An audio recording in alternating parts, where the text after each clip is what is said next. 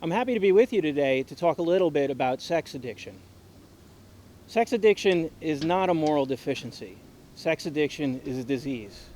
It's a mental illness characterized by a behavioral disorder that includes compulsive sexual thoughts and acts. One of the characteristics of sexual addiction is that it's progressive over time.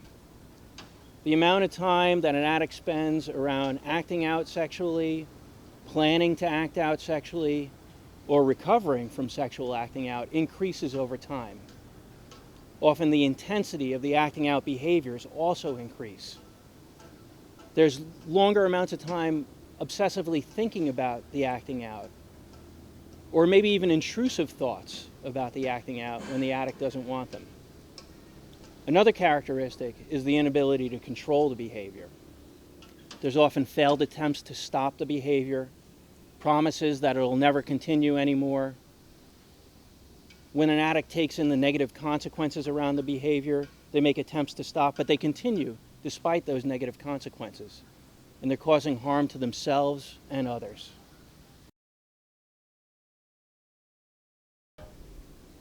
There are many different forms of sexual acting out, and I'll just name a few. Certainly, there's internet acting out. There's internet porn and chat rooms that people can become addicted to. There's paying for sex, which could be in the obvious prostitution or even in sensual massages. There's multiple affairs. There may be infidelities within a committed relationship, or even outside of a committed relationship, there may be multiple sexual partners going on at the same time.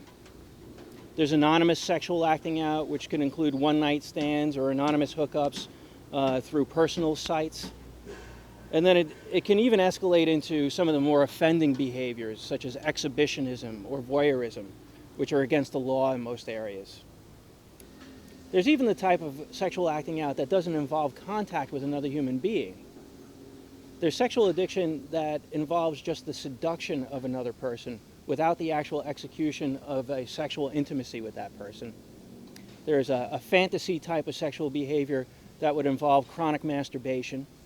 And there's cruising. There's cruising around for prostitutes either on the streets or for sex workers on the internet without actually contacting any of them.